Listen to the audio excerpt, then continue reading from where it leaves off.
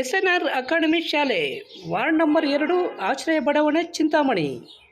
ನಮ್ಮ ಶಾಲೆಯಲ್ಲಿ 2024-25ನೇ ಸಾಲಿಗೆ ನರ್ಸರಿಯಿಂದ 10ನೇ ತರಗತಿಯವರೆಗೂ ದಾಖಲಾತಿಗಳು ಪ್ರಾರಂಭವಾಗಿವೆ. ಹಿಂದೆ ಸಂಪರ್ಕಿಸಿ. ಎಸ್.ಎನ್.ಆರ್ ಅಕಾಡೆಮಿ ಶಾಲೆ ವಾರ್ಡ್ ನಂಬರ್ 2 ಆಶ್ರಯ ಬಡಾವಣೆ Chintamani. Hey guys, welcome to SNR Academy. This is Madhurima. This is Mokshita. And we'll be your two guys for today. So let's move on. Welcome to SNRA. Imagine a school that can educate you from all the levels, preschool all the way to the senior high school. The preschool department is committed to provide a happy and stimulating environment for students for holistic development. Education is not the preparation of life. Education itself is the life. Here SNRA, we started in the year in 2017. Our main motto is to give the world-class education the rural area, the suburban area like our Chintamani. Here at SNRA, we are following the Finland-based education system. So Finland-based education system is considered to be as the world best education system. It is activity-based. The children are taught on the activities along their curricular. The teachers also trained with the activities and they are child friendly.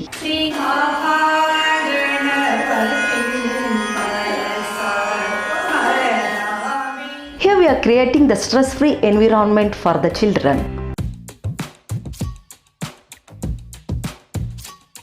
We are following this education along with the co-curricular activities like karate, dance, yoga and skatings and classical dance also. Chintamani ನಗರದಲ್ಲಿ ಬೇಸಿಗೆ ಕಾಲ ಆರಂಭವಾಗುವ ಮೊದಲೇ ಬಿಸಿಲಿನ ತಾಪಮಾನ ಹೆಚ್ಚಾಗಿದ್ದು, ಬಿಸಿಲಿನ ಬೇಗೆಯಿಂದ ಪಾರಾಗಲು ಜನತೆ ಕಲ್ಲಂಗಡಿ ಹಣ್ಣುಗಳ ಮೊರೆ ಹೋಗುತ್ತಿದ್ದಾರೆ. ಸಾಮಾನ್ಯವಾಗಿ ಬೇಸಿಗೆ ಕಾಲ ಆರಂಭಕ್ಕೂ ಮುನ್ನವೇ ಚಿಂತಾಮಣಿ ನಗರ ಸೇರಿದಂತೆ ತಾಲೂಕಿನಾದ್ಯಂತ ಬಿಸಿಲಿನ ತಾಪಮಾನ ಹೆಚ್ಚಾಗುತ್ತಿದ್ದು, ಜನತೆ ಬಿಸಿಲಿನ ಬೇಗೆಯಿಂದ ದಣಿವಾರಿಸಿಕೊಳ್ಳಲು ಕಲ್ಲಂಗಡಿ ಮತ್ತಿತರ ತಂಪು ಪಾನೀಯಗಳ ಮೊರೆ ಹೋಗುತ್ತಿದ್ದಾರೆ. ಬದಲಾಗುವ ಹವಾಮಾನಕ್ಕೆ ತಕ್ಕಂತೆ ಆಯಾ ಕಾಲಕ್ಕೆ ಮನುಷ್ಯರು ಹೊಂದಿಕೊಳ್ಳಲು ಅನುಕೂಲವಾಗುವಂಥ ಹಣ್ಣು ತರಕಾರಿಗಳು ಪ್ರಕೃತಿದತ್ತವಾಗಿ ನಮಗೆ ಸಿಗುತ್ತಿವೆ. ಇದಕ್ಕೆ ನಿದರ್ಶನ ಬೇಸಿಗೆಯ ಧಗೆಗೆ ದಣಿವಾರಿಸಿಕೊಳ್ಳಲು ತಂಪಾದ ಕಲ್ಲಂಗಡಿ ಹಣ್ಣುಗಳು ನಗರದ ಜನನಿಬಿಡ ಸ್ಥಳಗಳು ಹಾಗೂ ರಸ್ತೆಯ ಬದಿಗಳಲ್ಲಿ ಈಗ ಎಲ್ಲ ಕಡೆ ಕಾಣಸಿಗುತ್ತವೆ ಮತ್ತು ಬರದಿಂದ ಮಾರಾಟವಾಗುತ್ತವೆ. ಸಾಮಾನ್ಯವಾಗಿ ಬೇಸಿಗೆ ಆರಂಭಕ್ಕೂ ಮುನ್ನ ಅಂದರೆ ಜನವರಿ-ಫೆಬ್ರವರಿಯ ತಿಂಗಳಲ್ಲಿ ಕಲ್ಲಂಗಡಿ ಹಣ್ಣುಗಳು ಮಾರಾಟಕ್ಕೆ ಬರುತ್ತವೆ.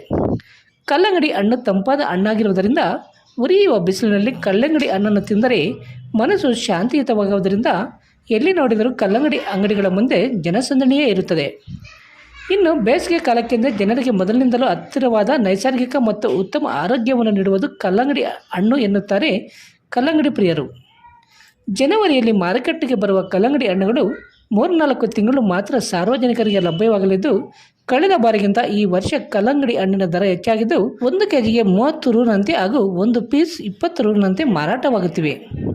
ಒಟ್ಟಾರೆ ಬೇಸಿಗೆಯ ಬಿಸಿಲಿನ ಧಗೆಗೆ ಅಮೃತವನ್ನು ನೀಡುವಂಥ ಕಲ್ಲಂಗಡಿಯಂಥ ನೈಸರ್ಗಿಕ ಹಣ್ಣುಗಳನ್ನು ಸವಿಯುವ ಮತ್ತು ಬೆಳೆಯುವ ನಮ್ಮ ದೇಶ ಬಲು ಅದ್ಭುತವೆನಿಸಿದರೂ, ಆಯಾ ಕಾಲಕ್ಕೆ ತಕ್ಕಂತೆ ಆಯಾ ಕಾಲಕ್ಕೆ ಅನುಗುಣವಾಗಿ ನಮ್ಮ ದೇಶದಲ್ಲೇ ಕಲ್ಲಂಗಡಿಯಂಥ ತಂಪಾದ ಪಾನೀಯಗಳು ಸಿಗಬೇಕಾದರೆ ವಿದೇಶದ ಕೋಲ್ಡ್ ಡ್ರಿಂಕ್ಸ್ ಯಾಕೆ ಬೇಕು ಎನ್ನುವುದು ಹಲವರ ಪ್ರಶ್ನೆಯಾಗಿದೆ.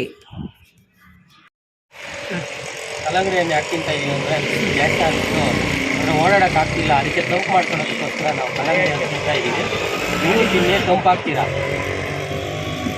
ಯಾಕೆ ಕಲ್ಲಂಗಡಿ ಅಂಗಡಿಯಲ್ಲಿ ತಗೊಂಡೆ, ತುಂಬ ಚೆನ್ನಾಗಿದೆ. ಸುತ್ತಮುತ್ತಿರೋರೆಲ್ಲ ಕೊಟ್ಟರು ಒಳ್ಳೆ ರುಚಿಕರವಾಗಿದೆ. ಜನ ಬೆಳೆದಿದ್ದು ರೈತರು ಅಷ್ಟೇ, ಅವ್ರಿಗೂ ಧನ್ಯವಾದಗಳು ಹೇಳ್ಬೇಕು. ತುಂಬಾ ಟೇಸ್ಟಿಯಾಗಿದೆ. ಕಲ್ಲಂಗಡಿ ತಗೊಳ್ಳೋದ್ರಿಂದ ದೇಹ ತಂಪಾಗ್ತದೆ, ನೀರಿನ ಅಂಶ ಬಾಡಿಯಲ್ಲಿ ಜಾಸ್ತಿ ಆಗ್ತದೆ ಅಂತ ಕಲ್ಲಂಗಡಿ ಬಂದಿದೆ. ಏನು ಬಿಸಿಲು ಜಾಸ್ತಿ ಇದೆಯಾ? ವಿಪರೀತ ಇದೆ, 32 ಡಿಗ್ರಿ ಇದೆ. ಆ ತಾಪಮಾನ ತಡ್ಕೊಳಕ್ಕಾಗ್ತಾ ಇಲ್ಲ. ಕಲ್ಲಂಗಡಿ ಒಂದೇ ಪರಿಹಾರ. ಎಷ್ಟೇ ನೀರು ಕುಡಿದ್ರೂ ದಾಹ ತೀರ್ತಾ ಇಲ್ಲ. ಕಲ್ಲಂಗಡಿ ತಿನ್ನೋದ್ರಿಂದ ಸ್ವಲ್ಪ ಸಂಖ್ಯೆ ನಿವಾರಿಸ್ಕೋಬೋದು ಅಂತ.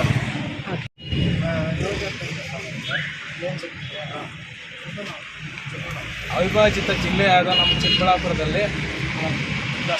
ಜಿಲ್ಲೆ ಚಿಂತಾಮಣಿನಲ್ಲಿ ಕಲ್ಲಂಗಡಿ ಹಣ್ಣು ಈ ದಿನ ಬಿಸಿಲು ಹೆಚ್ಚಾಗಿರೋ ಕಾರಣದಿಂದ ಇದನ್ನು ತಿಂದು ಆರೋಗ್ಯ ಇದು ಮಾಡ್ಕೊಳ್ಳೋದಕ್ಕೋಸ್ಕರಾಗಿ ನಾವು ಕಲ್ಲಂಗಡಿ ಹಣ್ಣು ತಂಪು ಮಾಡ್ಕೊತಾ ಇದ್ದೀರಿ.